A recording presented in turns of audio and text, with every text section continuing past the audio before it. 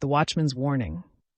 The morning sun had climbed higher by the time Sarah and Daniel returned to Dr. Harrison's house, the streets of Medicine Hat beginning to fill with the day's commerce.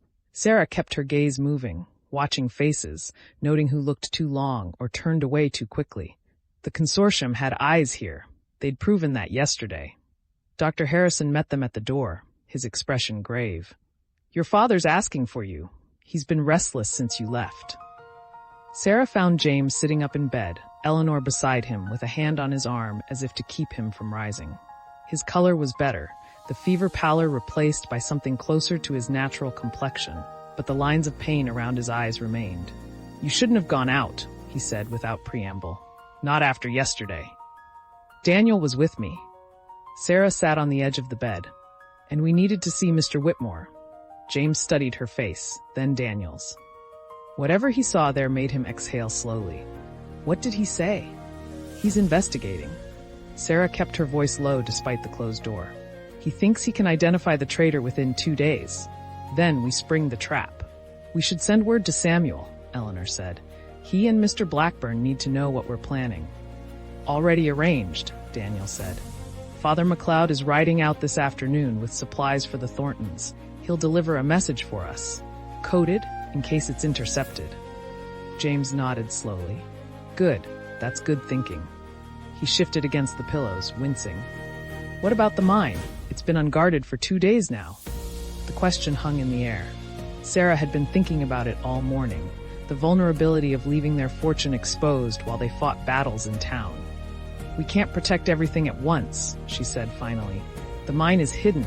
The consortium knows it exists, but they don't know exactly where the second shaft is. And if they destroy it to make the land look worthless. Then we have Blackburn's documentation proving what was there," Eleanor finished. "And Dr. Harrison's evidence that they tried to kill Sarah. Sabotage would only strengthen our case." "It's a gamble," James said. "Everything we've done since we found those letters has been a gamble, Pa." Sarah met his eyes. "This one has better odds than most." A knock at the door interrupted them. Dr. Harrison entered, followed by a lean man in dust-covered traveling clothes. Sarah recognized him immediately. Peter Reed, who'd helped defend the Thornton homestead during the siege. "Rode through the night," Peter said without preamble. "Samuel thought you needed to know right away." He pulled a folded paper from his coat. "Mr. Blackburn sent this." Sarah took the letter, her hands steady despite the sudden acceleration of her pulse. She unfolded it and read aloud. "Mackenzie family. Developments require immediate attention. 2 men arrived at the Thornton homestead this morning, claiming to be surveyors hired by the territorial government to reassess property boundaries in this district. They carried official-looking documents and demanded access to your claim to verify the mining claim coordinates. Samuel refused them entry, and they departed, stating they would return with proper authority." Sarah paused, her throat tight. The letter continued. "These were not government surveyors. I recognized one from my investigation, Marcus Tillman, who worked for the consortium in Colorado before 3 homesteaders died in what were ruled accidental fires. The other was unfamiliar but carried himself like a man accustomed to violence, not surveying equipment. The consortium is preparing their next move. They will either attempt to forge documents claiming the mine is on Crown land rather than your homestead, or they will try to destroy evidence that it exists at all. Possibly both. I recommend immediate action to secure legal protection and physical defense of the property. I am maintaining position here with the Thorntons. Samuel has sent Peter to you for instructions. Time is critical. H. Blackburn. Silence filled the room. Sarah looked up to find everyone watching her, waiting for her to speak. When had that happened? When had she become the one they looked to for decisions? "They're going to forge documents," she said. "Claim the mine is on Crown land, that our homestead boundaries were incorrectly filed. Something like that. And while we're fighting that in court, they'll either destroy the mine or find a way to claim it themselves." "We need to get back," James said, starting to push himself up. "We need to." "You're not going anywhere," Eleanor said firmly, pressing him back. "You can barely sit up without turning pale." "My family will be protected." Eleanor's voice carried steel. but not by you killing yourself trying to ride when you're still fighting infection. James looked at Sarah, desperation in his eyes. I can't just lie here while... You won't be. Sarah moved to his side, taking his hand.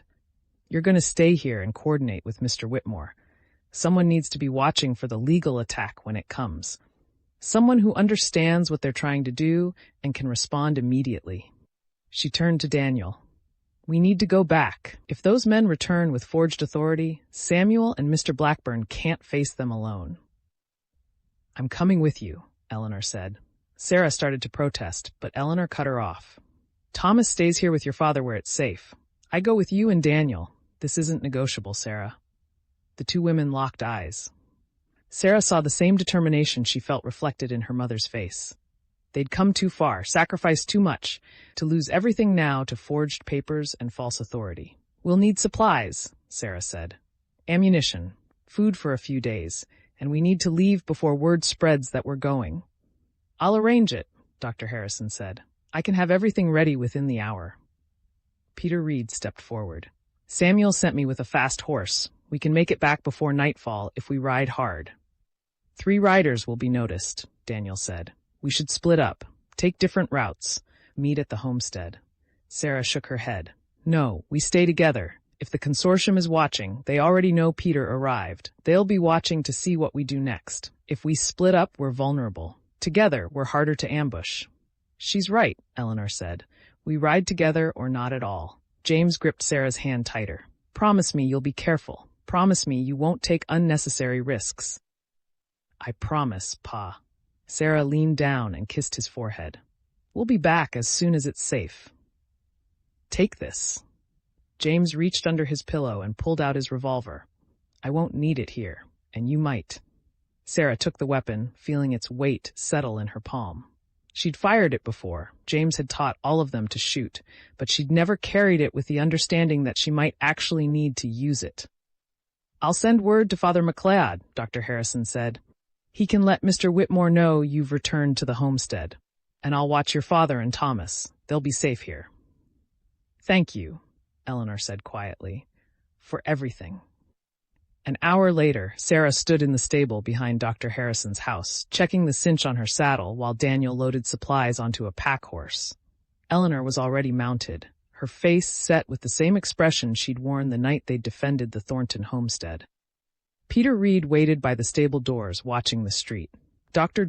Harrison appeared with a canvas bag. Extra bandages and carbolic acid. If anyone's wounded, clean the wound thoroughly before binding it. And this... He handed Sarah a small brown bottle, laudanum, for pain. Use it sparingly.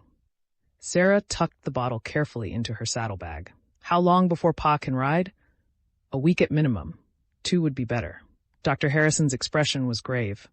I know that's not what you want to hear, but infection is still a risk. The wound needs time to heal properly. We'll manage, Sarah said. We always do. She swung into the saddle, settling the revolver at her hip. The weight of it felt significant, a reminder of how far they'd come from the family that had arrived on this prairie 3 years ago with nothing but hope and determination. Daniel mounted beside her. Ready? Sarah looked back at the house where her father and brother waited, then at her mother's resolute face, at Daniel's steady presence, at Peter Reed, who'd ridden through the night to warn them. They were ready. They had to be. Let's go home, she said. They rode out of Medicine Hat at a steady canter, taking the main trail north before cutting east toward the homestead. The prairie stretched around them, golden grass rippling in the wind, the sky vast and cloudless overhead. It looked peaceful, deceptively so. Sarah kept scanning the horizons, watching for riders, for dust clouds, for any sign they were being followed. They'd been riding for an hour when Peter suddenly reined up. Riders, behind us, 3, maybe 4. Sarah turned in her saddle. In the distance, barely visible against the grass, she could see them. Dark shapes moving fast, closing the distance. How far to the homestead? Eleanor asked. 2 hours at this pace, Peter said. But they'll catch us before that. Daniel's hand moved to his rifle. We could make a stand here. That coulee ahead would give us cover. Or we could keep riding, Sarah said. Make them work for it. The closer we get to home, the closer we are to Samuel and Mr. Blackburn. They might not be hostile, Eleanor said, though her tone suggested she didn't believe it. Sarah made the decision. We ride. Fast. If they gain on us, we'll take position in the coulee, but we don't stop unless we have to. They spurred their horses forward, the pack horse struggling to keep pace. The prairie flew past, the wind tearing at Sarah's hair, her heart pounding in rhythm with the hoofbeats. She risked another glance back. The riders were closer now, definitely gaining. They're pushing hard. Peter shouted over the wind. They want to catch us before we reach the homestead. The coulee loomed ahead, a gash in the prairie where ancient water had carved the earth. Sarah made a split-second calculation. They couldn't outrun the pursuit, not with the pack horse slowing them. But the coulee offered cover, high ground, a defensive position. Into the coulee, she called. We make our stand there. They plunged down the slope, the horses sliding on loose earth. At the bottom, Daniel and Peter quickly positioned themselves behind a fallen cottonwood, rifles ready. Eleanor took position beside Sarah on the opposite bank, both of them checking their weapons. The riders appeared at the coulee's edge, 4 of them silhouetted against the sky. They reined up, making no move to descend. For a long moment, nobody moved. Then one of the riders called down, "Sarah Mackenzie?" Sarah's finger tightened on the trigger, but she didn't fire. "Who's asking?" "Name's Fletcher. I'm with the Northwest Mounted Police." The rider slowly raised his hands, showing he was unarmed. "We've been looking for you. Sergeant Morrison sent us from Fort Walsh." Sarah's heart lurched. The Mounted Police. But was it real, or another consortium trick? "Prove it," she called back. "Sergeant Morrison says you and your father brought evidence about Cornelius Blackwood's crimes. Says you might need help with a situation involving a mining consortium from Chicago." The rider, Fletcher, kept his hands visible. "Says a Pinkerton detective named Henry Blackburn has been investigating murders connected to illegal mining operations." Sarah exchanged glances with Daniel. The consortium wouldn't know those details unless they'd captured Blackburn or intercepted his reports. Which meant, "Come down slowly," Sarah said. "Keep your hands where we can see them." The 4 riders descended carefully. As they drew closer, Sarah could see the red serge uniforms beneath their trail dust. Real Mounted Police. Help had finally arrived, but as Fletcher dismounted, his expression was grave. "Miss Mackenzie, we need to get to your homestead immediately. We received a telegraph this morning from Calgary. The consortium has filed a legal challenge claiming your mining claim boundaries overlap Crown land. They're seeking an emergency injunction to halt all activity on your property pending a survey." "They can't do that," Eleanor said. "We filed properly. Mr. Whitmore verified everything. They're claiming the original homestead boundaries were incorrectly recorded, that the mine actually sits on adjacent Crown land that was never part of your father's claim." Fletcher pulled out a folded paper. "This is a copy of their filing. They're asking for immediate enforcement, which means they could arrive with authority to seize the property at any time." Sarah felt the ground shift beneath her. This was it, the legal attack Blackburn had warned about. The consortium was moving on multiple fronts at once. "We need to reach the homestead before they do," she said. "If they take possession before we can contest this, then you lose everything," Fletcher finished. "Which is why Sergeant Morrison sent us. He wants this consortium stopped as much as you do. We've been tracking them for months, but they're careful. They use intermediaries, forged documents, local officials they've bought. We need evidence that will stand up in court." "We have evidence," Sarah said. "Henry Blackburn has documented everything. Names, dates, connections to murders in 3 territories. Then we need to secure that evidence and your property before the consortium can act." Fletcher swung back into his saddle. "Let's ride." They rode hard, 6 riders now instead of 4, pushing the horses to their limits. The sun climbed toward noon, beating down on the prairie, the grass shimmering with heat. Sarah's mind raced ahead, calculating. How much time did they have? When would the consortium arrive with their forged authority? Would Samuel and Blackburn be able to hold them off? The homestead came into view as they crested a rise, the soddy with its familiar roof, the barn, the well. And beyond it, barely visible in the distance, the Thornton place. Smoke rose from the Thornton chimney. Normal. Peaceful. Too peaceful. Sarah reined up suddenly. "Something's wrong." "What?" Daniel pulled alongside her. Look at the homestead. No smoke from our chimney, no movement, and the barn doors open. We always keep it closed. Fletcher raised his field glasses, studying the buildings. His face went hard. You're right. Place looks abandoned. Or emptied, Peter said quietly. Like someone's already been there. Sarah's blood ran cold. They were too late. The consortium had already moved. We need to check the Thornton place, Eleanor said. If something happened here, Samuel and Martha. They spurred their horses forward, racing across the final distance. As they approached the Thornton homestead, Sarah could see figures moving, people alive, thank God. But as they drew closer, she recognized the tension in their postures, the way they stood watching the trail. Samuel Thornton stepped out of the house, rifle in hand. Behind him, Martha appeared with the children. And beside them, his face grim, stood Henry Blackburn. They came at dawn, Samuel called as Sarah dismounted. 6 men with papers claiming to be territorial surveyors said they had authority to secure your property pending a boundary dispute. Where are they now? Fletcher demanded, his hand on his sidearm. At the Mackenzie homestead. Blackburn's voice was flat. They're searching for the mine. They've torn apart the soddy, broken into the barn, and they're currently excavating around the property, looking for the shaft entrances. Sarah felt rage surge through her. They're destroying everything. Not just destroying, Blackburn said. They're planting evidence. I watched them bury survey markers that weren't there before. They're manufacturing proof that your boundaries were wrong, that the mine is on Crown land. We need to stop them, Eleanor said. Now. Fletcher turned to his men. This is it. If we catch them in the act of forging evidence, we can arrest them and trace the conspiracy back to whoever hired them. This could be our chance to bring down the entire operation.